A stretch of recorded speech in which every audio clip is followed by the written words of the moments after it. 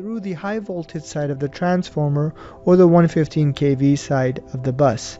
This is useful for many instances in power system protection and analysis. The first involves the magnitude due to the change in voltage level, and the second involves the angle, since we have the delta Y transformer and the angle will be subject to change. On the low voltage side, we essentially calculate the ampere values by multiplying the per unit current, either low voltage or high voltage values. And by utilizing the right formulas, see that the low voltage positive sequence line current lags the high voltage positive sequence line current by 30 degrees. This makes sense because we know that the positive sequence current follows the state.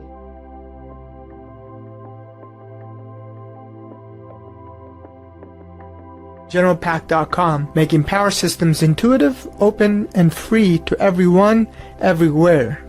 Consider subscribing and supporting through patreon.com/GeneralPAC. Our corporate sponsor for this topic is Illumiax.com from Seattle, Washington. Contact them for industrial and commercial power system studies.